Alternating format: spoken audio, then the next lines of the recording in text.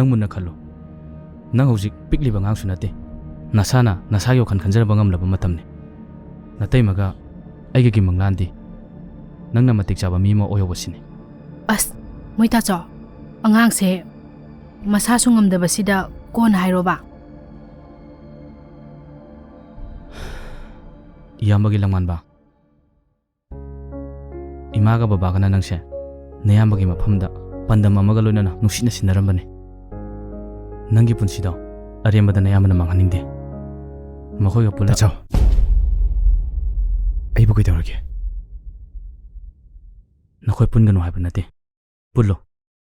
adubu nakhoi matam khara din lamna kho akhoi malem ngan daga su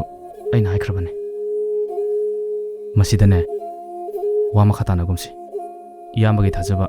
tangna manghanganu phare potharo mataima ai mamala ka boda chalo khige nangne thabok to bajanu losilamo ko ai chalo khige ibungo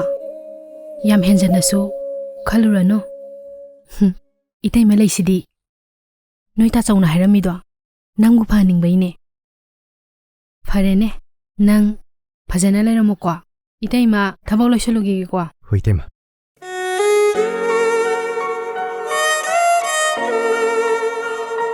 nakhoi punganu haiba nate pullo adubu nakhoi matam khara din lamna akhoi malem ngan daga su aina haikrabane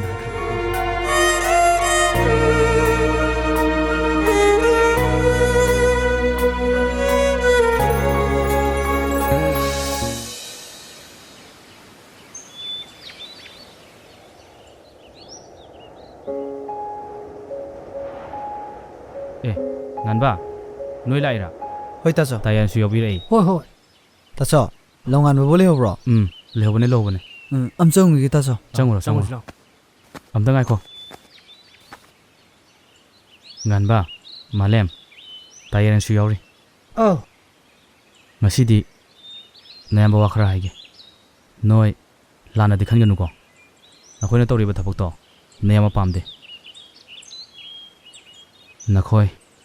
matam khara lapthono nakhoi na sumai sum tawle radi nakhoi gi imungna pamleba pandam do nakhoi karamna phangani nathau de na puning chingan ningi nakhoi na matik chaba mi ma oho budune ekhoi na pamleba se nakhoi wakhan muna khallo sowa nang wata jidi ai di yaw di he tayan budi nanaw na khangjeida ho adu hayo ba hoi phare changuro aisu thaba ma chalo khigi as khoi aso budi ju ai hekta yawsel lai ya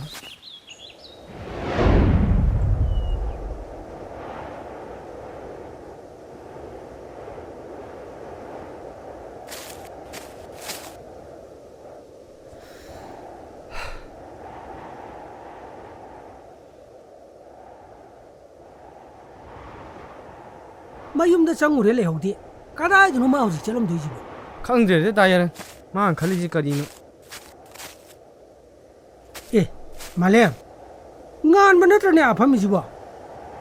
mani ne ma di sidi yam nuai pham le ne mi ne as lao chang chilo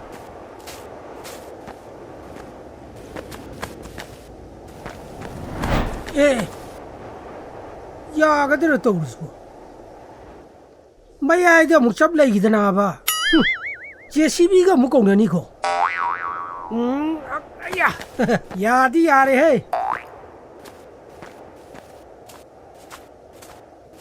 ganbo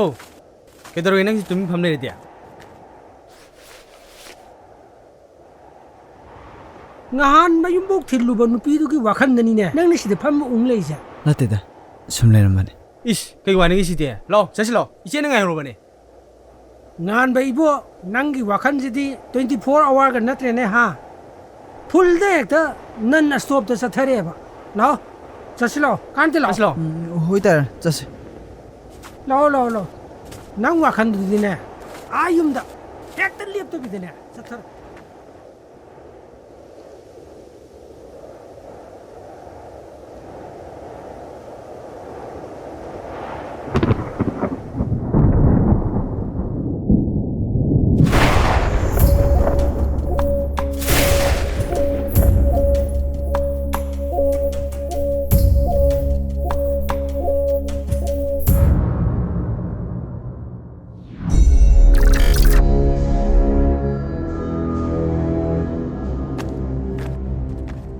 खाबा खाबौ ꯑꯩꯒꯤ ꯋꯥꯗꯤ ꯇꯟꯖꯥ ꯐꯪꯉꯤꯉꯩꯁꯤꯗ ꯂꯣꯏꯁꯤꯜꯍꯧꯁꯤꯗ ꯂꯩ ꯀꯩꯁꯨ ꯂꯩꯇꯕ ꯃꯣꯏ ꯑꯍꯨꯝꯒꯤꯗꯃꯛꯇ ꯑꯩꯈꯣꯏ ꯃꯌꯥꯝꯅ ꯑꯁꯨꯛ ꯌꯥꯝꯅ ꯋꯥꯒꯗ꯭ꯔꯣ ꯑꯗꯨꯕꯨ ꯈꯥꯕ ꯇꯧꯅꯤꯅ ꯇꯧꯔꯗꯤ ꯃꯥꯏ ꯄꯥꯛꯅꯕ ꯇꯧꯁꯤ ꯑꯗꯨꯕꯨ ꯉꯥꯟꯕ ꯉꯝꯕ ꯑꯩꯈꯣꯏ ꯑꯍꯨꯝ ꯑꯩꯈꯣꯏꯅ ꯄꯥꯛ ꯂꯥꯛꯆꯕꯅꯤ ꯉꯝꯃꯣꯏ ꯑꯗꯨꯅ ꯃꯆꯥꯗꯒꯤ ꯍꯧꯕ ꯇꯥꯏ ꯑꯃ ꯂꯩꯔꯤ ꯁꯨꯃꯥꯏ ꯇꯧꯔꯁꯤ ꯀꯔꯤꯅꯣ ꯍꯥꯏꯌꯨ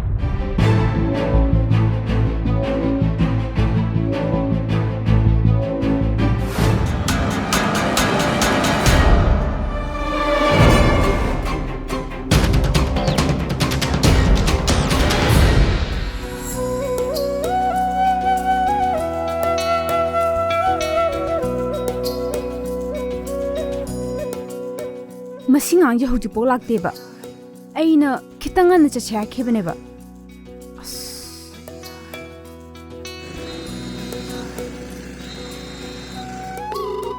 ꯐꯣꯟ ꯇꯧꯕꯁꯨ ꯄꯥꯏꯗꯦꯕ ꯇꯣꯏ ꯁꯦꯡꯉꯨꯅꯦ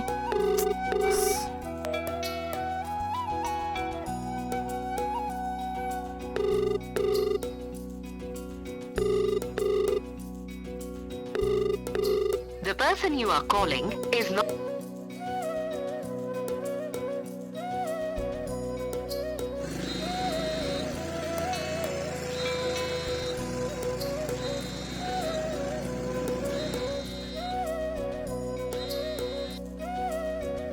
ꯆꯦ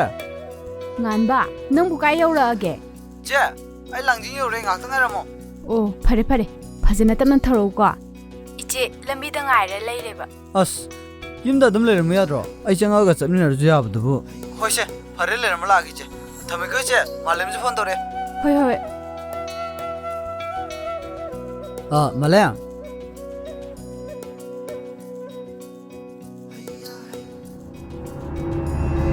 ꯚꯥꯏ ꯃꯆꯦ ꯁꯤꯗ ꯂꯩꯔꯦ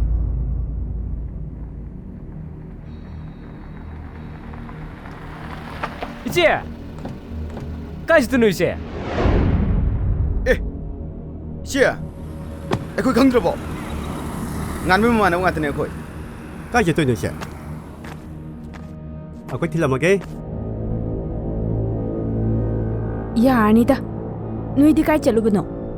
ꯏꯆꯦ ꯊꯕꯛ ꯑꯃ ꯁꯨꯝ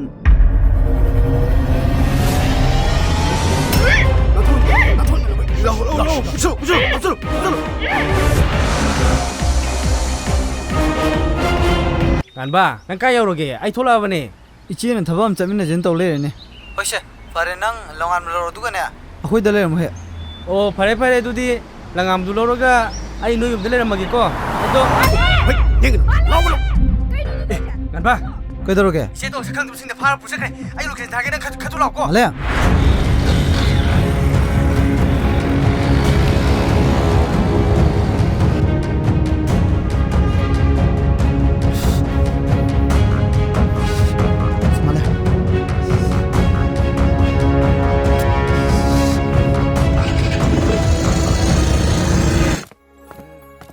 ꯂꯝꯉꯥꯟꯕ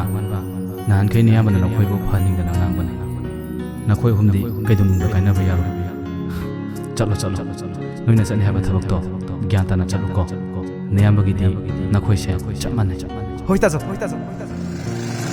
ꯂꯣꯡꯉꯥꯟꯕ ꯆꯠꯁꯤꯂꯣ ꯀꯩꯗꯧꯔꯒꯦ ꯆꯠꯁꯤꯂꯣ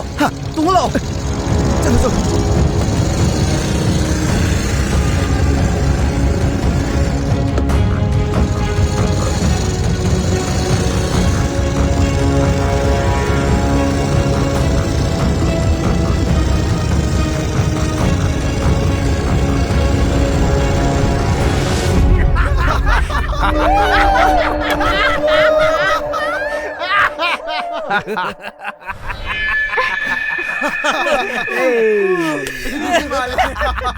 ꯉꯁꯤꯗꯤ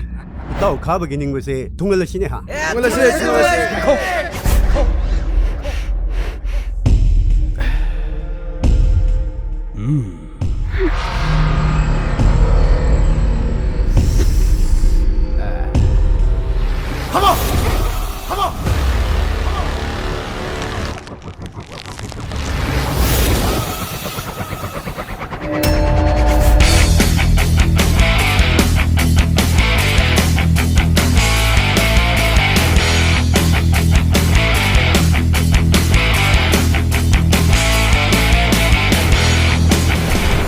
ꯑꯩꯒꯤ ꯆꯦꯗꯨ ꯈꯨꯠꯁꯣꯛꯄ ꯌꯥꯔꯣꯏ ꯁꯤꯕꯨ ꯅꯪꯒꯤ ꯅꯠꯆꯦ ꯉꯥꯟꯕꯤꯒꯤ ꯆꯦꯁꯨ ꯑꯩꯒꯤ ꯆꯦꯅꯤ ꯑꯩꯒꯤ ꯆꯦꯗꯨ ꯈꯨꯠꯁꯣꯛꯄ ꯌꯥꯔꯣꯏ ꯑꯗꯨ ꯑꯣꯏꯕ ꯇꯥꯔꯒꯗꯤ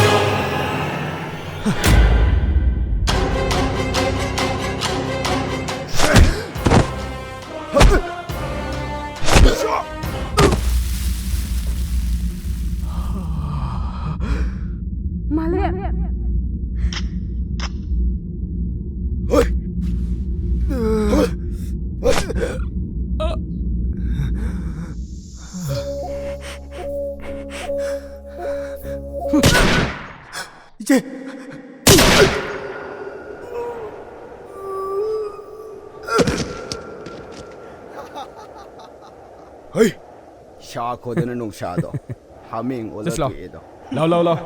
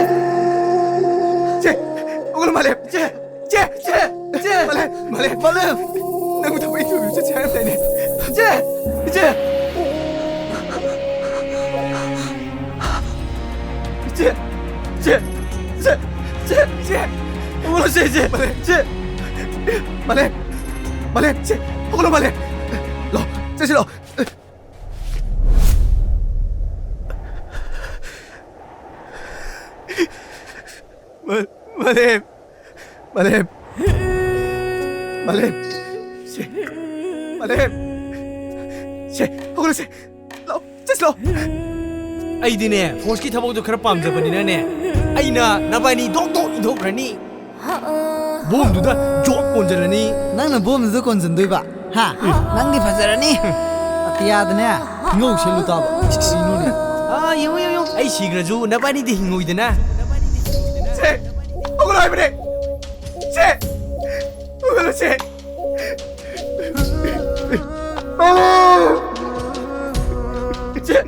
ꯁꯦ hugolo siya.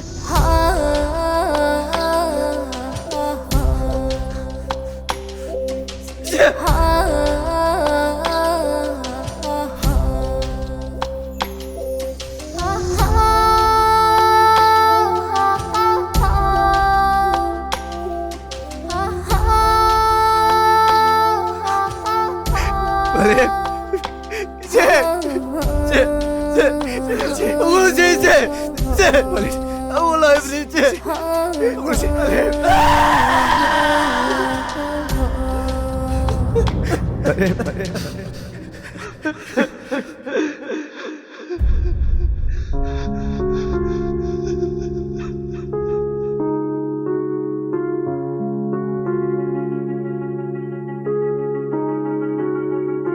Waduna terakli waki gadra yinsu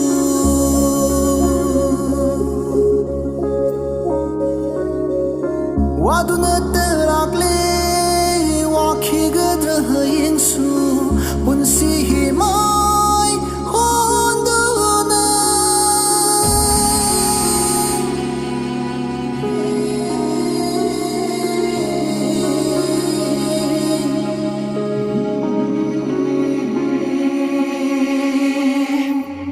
Waduna terakli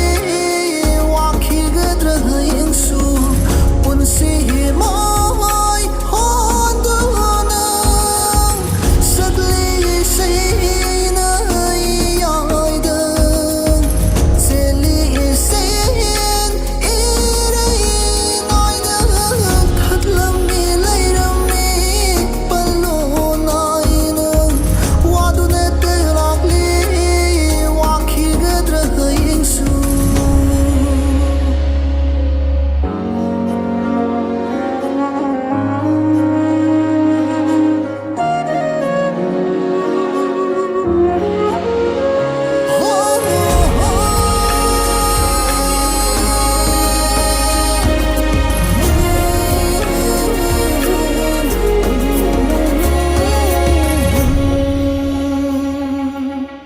Aigi punsina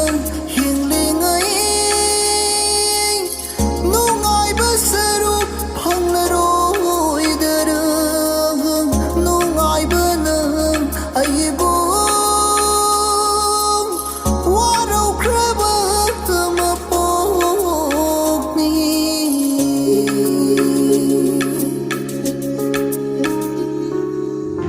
Aigi punsina hinglingai Nungai basaru panglaroi darang Nungai banang aibu Warau kraba mapokni Waduna terakli waki gadra yinsu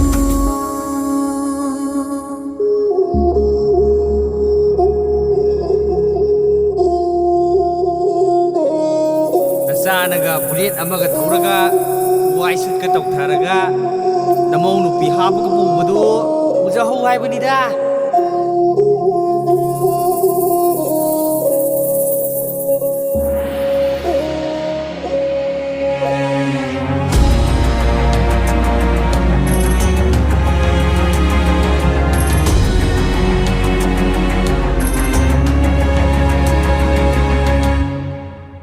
Malem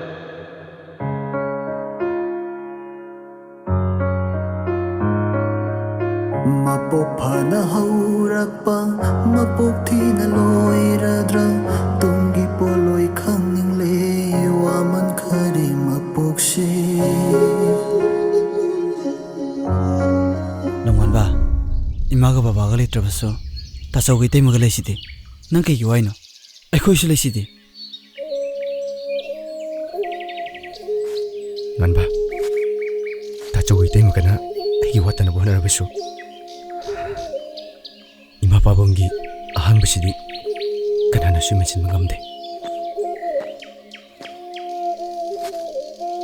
ꯉꯥꯟꯕ ꯂꯝꯉꯥꯟꯕ ꯋꯥꯔꯁꯨ ꯋꯥꯏꯅ ꯑꯩꯈꯣꯏꯅ ꯊꯝꯂꯤꯕ ꯑꯩꯈꯣꯏ ꯍꯣꯡꯒꯤ ꯄꯥꯟꯗꯝ ꯐꯪꯅꯕ ꯍꯣꯠꯅꯕꯗ ꯑꯩꯈꯣꯏ ꯅꯤꯡꯍꯟꯅ ꯀꯨꯝꯁꯤ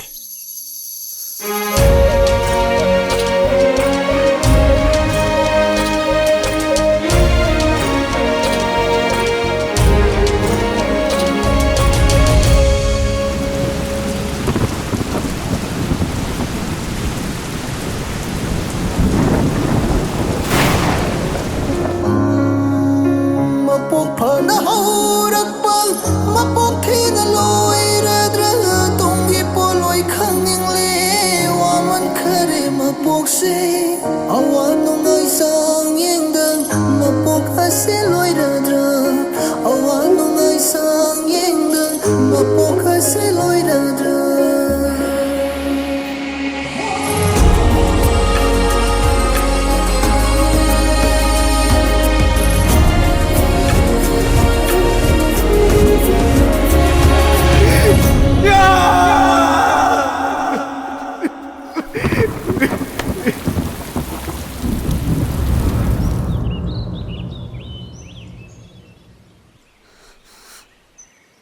ꯉꯥꯟꯕ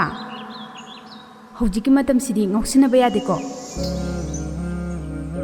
ꯑꯩꯈꯣꯏ ꯍꯣꯡꯒꯤ ꯄꯥꯟꯗꯝ ꯐꯪꯅꯕ ꯍꯣꯠꯅꯕꯗ ꯑꯩꯈꯣꯏ ꯅꯤꯡꯍꯟꯅ ꯀꯨꯝꯁꯤ ꯏꯆꯦꯒꯤ ꯃꯪꯂꯥꯟꯗꯤ ꯅꯪ ꯈꯛꯇꯅꯤ ꯉꯥꯟꯕ ꯉꯥꯟꯕ ꯉꯥꯟꯕ ꯑꯩꯅꯤ ꯇꯥꯆꯧ ꯏꯇꯩꯃꯒꯁꯨ ꯌꯥꯎꯔꯤ ꯇꯥꯆꯧ ꯆꯪꯉꯣ ꯑꯩ ꯐꯤꯇꯥ ꯂꯧꯊꯣꯛꯈꯤꯒꯦ ꯇꯥꯆꯧ ꯉꯥꯟꯕ ꯌꯥꯔꯦ ꯑꯩ ꯑꯣꯏꯅ ꯂꯧꯊꯣꯛꯑꯒꯦ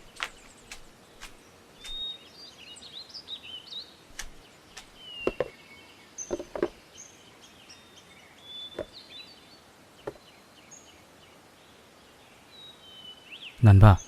ꯍꯦꯟꯖꯟꯅꯁꯨ ꯈꯜꯂꯨꯅꯨꯗ ꯍꯧꯈ꯭ꯔꯕꯗꯤ ꯍꯧꯈ꯭ꯔꯦ ꯍꯧꯖꯤꯛ ꯀꯩꯗꯧꯔꯨꯅꯤ ꯑꯩꯈꯣꯏ ꯇꯨꯡꯒꯤ ꯈꯟꯕ ꯇꯥꯕꯅꯤ ꯉꯥꯟꯕ ꯑꯩꯈꯣꯏꯁꯨ ꯅꯪꯒꯤꯗꯃꯛꯇ ꯂꯩꯔꯤꯁꯤꯗꯤ ꯄꯨꯛꯅꯤꯡ ꯍꯟꯗꯕ ꯌꯥꯗꯦꯀꯣ ꯉꯥꯟꯕ ꯅꯆꯦꯒꯤ ꯊꯋꯥꯏꯅ ꯏꯪꯅ ꯆꯤꯛꯅ ꯂꯩꯈꯤꯅꯕ ꯅꯪ ꯅꯆꯦꯒꯤ ꯃꯪꯂꯥꯟꯗꯣ ꯊꯨꯡꯍꯟꯗꯕ ꯌꯥꯗꯦꯀꯣ ꯇꯥꯆꯧ ꯑꯩꯅ ꯀꯅꯥꯗ ꯀꯔꯤ ꯂꯥꯜꯂꯨꯕꯒꯤ ꯑꯁꯨꯛ ꯋꯥꯕ ꯆꯩꯅꯥꯁꯦ ꯑꯩꯉꯣꯟꯗ ꯄꯤꯔꯤꯕꯅꯣ ꯄꯤꯛꯂꯤꯉꯩꯗꯅ ꯏꯃꯥ ꯏꯄꯥ ꯑꯗꯨꯒ ꯉꯁꯤꯅ ꯏꯃꯥ ꯏꯄꯥ ꯁꯛꯂꯕꯤ ꯏꯆꯦꯕꯨ ꯑꯃꯨꯛ ꯄꯨꯗꯨꯅ ꯆꯠꯈꯤꯕ ꯑꯩ ꯀꯩꯗꯧꯒꯗꯕꯅꯣ ꯈꯪꯗ꯭ꯔꯦ ꯇꯥꯆꯧ ꯏꯆꯦꯗ ꯅꯠꯇꯅ ꯃꯥꯂꯦꯝꯗꯁꯨ ꯃꯁꯤꯕꯨ ꯃꯤꯑꯣꯏꯕ ꯑꯃꯅ ꯃꯤꯑꯣꯏꯕ ꯑꯃꯗ ꯇꯧꯕ ꯊꯕꯛꯂꯣ ꯇꯥꯆꯧ ꯇꯥꯆꯧ ꯑꯩ ꯌꯥꯝ ꯋꯥꯏꯌꯦ ꯇꯥꯆꯧ ꯉꯥꯟꯕ ꯍꯦꯟꯖꯟꯅꯁꯨ ꯈꯜꯂꯨꯅꯨ ꯑꯩ ꯃꯥꯂꯦꯝ ꯍꯣꯏꯗꯁꯨ ꯆꯠꯂꯨꯔꯦ ꯕꯕꯥꯗꯣ ꯌꯥꯝ ꯅꯤꯡꯉꯝꯗꯅ ꯂꯩꯍꯧꯋꯦ ꯌꯨꯝ ꯊꯥꯗꯣꯛꯑꯒ ꯆꯠꯂꯅꯤ ꯍꯥꯏꯍꯧꯋꯦ ꯕꯕꯥꯗꯤ ꯀꯥꯏ ꯆꯠꯇꯣꯏꯕ ꯉꯥꯟꯕ ꯕꯕꯥꯗꯣ ꯌꯨꯝꯗ ꯏꯆꯤꯛ ꯆꯤꯛꯅ ꯃꯊꯟꯗ ꯂꯩꯕꯗꯣ ꯅꯨꯡꯉꯥꯏꯇ꯭ꯔ ꯃꯥꯜꯂꯦ ꯀꯣꯂꯦꯖ ꯍꯣꯝꯗ ꯂꯩꯔꯨꯅꯤ ꯍꯥꯏꯌꯦ ꯑꯩꯅ ꯆꯠꯇꯅꯕꯗꯤ ꯐꯅ ꯀꯟꯅꯗꯤ ꯍꯥꯏꯕꯅꯤ ꯑꯗꯨꯕꯨ ꯕꯕꯥꯅꯗꯤ ꯌꯥꯗ꯭ꯔꯦ ꯑꯗꯣ ꯍꯧꯖꯤꯛ ꯕꯕꯥ ꯂꯧꯕ ꯂꯥꯛꯀꯅꯤ ꯍꯥꯏꯍꯧꯕꯅꯤ ꯂꯥꯎꯟꯕ ꯃꯗꯨ ꯌꯥꯔꯣꯏ ꯏꯇꯥꯎ ꯃꯥꯂꯦꯝꯒꯤ ꯊꯋꯥꯏꯅ ꯑꯩꯈꯣꯏꯕꯨ ꯀꯩꯗꯧꯅꯨꯡꯗ ꯅꯨꯡꯉꯥꯏꯔꯣꯏꯌꯦ ꯂꯥꯛꯑꯣ ꯂꯥꯡꯉꯟꯕ ꯆꯠꯁꯤ ꯂꯥꯛꯑꯣ ꯕꯕꯥꯗꯣ ꯈꯥꯝꯃꯁꯤ ꯂꯥꯛꯑꯣ ꯇꯥꯆꯧ ꯅꯣꯏ ꯆꯠꯂꯝꯃꯣ ꯑꯩ ꯀꯣꯜ ꯂꯥꯛꯑꯒꯦ ꯍꯣꯏ ꯐꯔꯦ ꯐꯔꯦ ꯅꯈꯣꯏꯅ ꯑꯗꯨ ꯌꯧꯔꯗꯤ ꯅꯌꯥꯝꯕꯁꯨ ꯌꯥꯔꯦ ꯉꯥꯟꯕ ꯂꯝꯉꯥꯟꯕ ꯌꯥꯅꯕ ꯍꯥꯏꯅꯔꯛꯎꯀꯣ ꯍꯣꯏ ꯆꯠꯂꯣ ꯏꯇꯩꯃ ꯆꯠꯂꯣ ꯆꯠꯁꯤ ꯂꯥꯛꯑꯣ ꯉꯥꯟꯕ ꯉꯥꯏꯈꯣ ꯁꯣꯝꯗ ꯆꯠꯂꯗꯤ ꯌꯥꯔꯣꯏ ꯑꯩꯈꯣꯏ ꯁꯣꯝ ꯑꯁꯥꯝꯗꯤ ꯆꯠꯀꯁꯦ ꯂꯥꯛꯑꯣ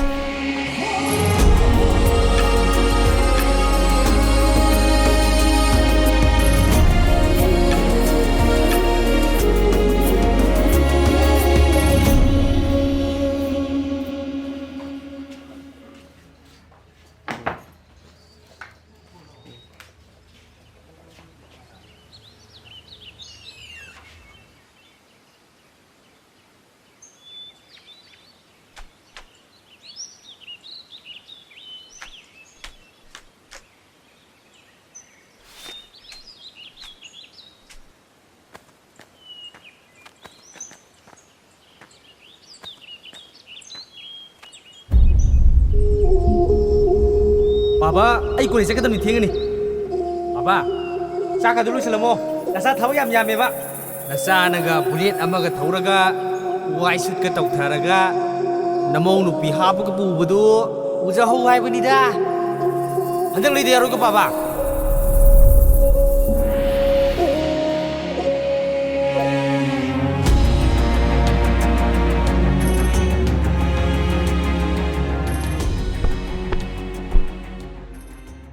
ꯄꯥꯕꯨꯡꯁꯤꯗ ꯍꯥꯞꯄꯤꯔꯣ ꯕꯥꯕꯥ ꯕꯥꯕꯥ ꯕꯥꯕꯥ ꯕꯥꯕꯥ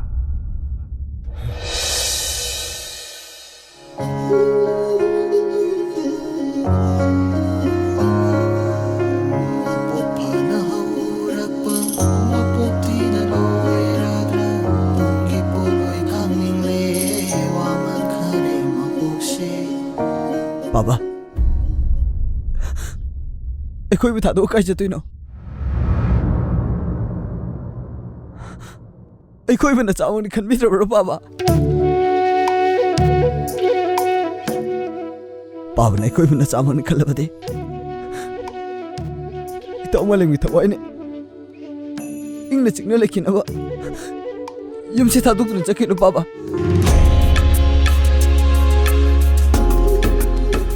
ꯑꯩꯈꯣꯏꯅ ꯍꯥꯏꯖꯕꯁꯤ ꯌꯥꯕꯤꯌꯨ ꯕꯥꯕꯥ ꯌꯨꯝꯁꯤ ꯊꯥꯗꯣꯛꯇꯨꯅ ꯆꯠꯈꯤꯅꯣ 이파기 붕어간바 럼간바 나코이부 이파나 낭기나 따오 말리응금나 칼리벤이네 이파기 붕어 아두부 낭기 마름나 레르미바 윤마세 이파 이탄달라 요새 강방엄들인 행한바 이파 잘르게 나코이 이파부 감르누 야로이 바보 젖기면 야로이 아이기 마루 말렘 레이키라면서 아이는 바보기 빼놓고 떠오니 롱안 무술래시디 바보 롱안 봐 버스 신지 호텔로 슬러 이파기 안바 이샤기 와이싱도 따하보자 이파 빌레 이파 잘라로이 나코이부 다독주나 끄이동데서 잘라로이 라오 이 자승부 이파나 비엔나 아목 듣고 온게 라오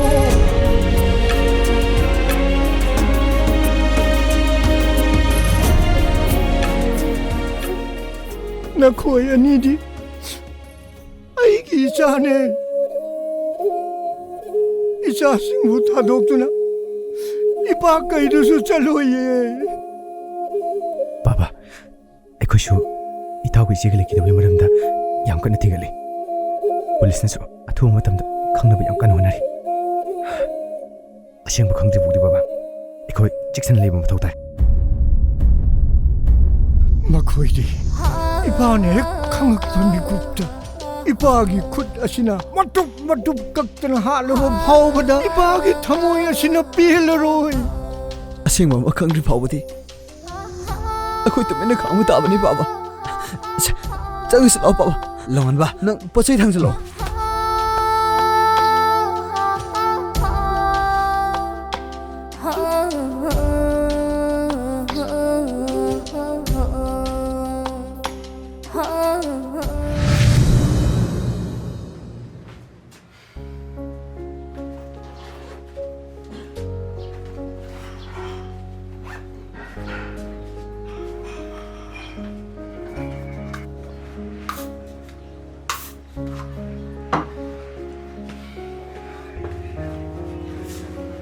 Ngamba.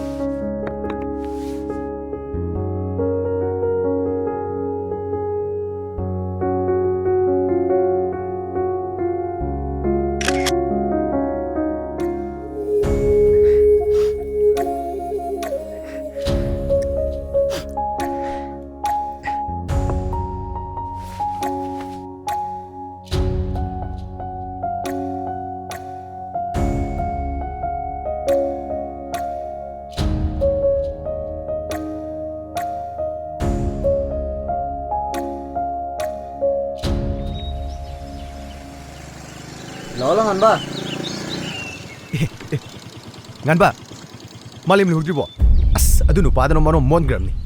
Horen a college sagre thajam rakta mu urung legre. Aduga oza ta ngawni. As kande malim lorso seslo. Lolang Anba. Kainu nang hai tu ba.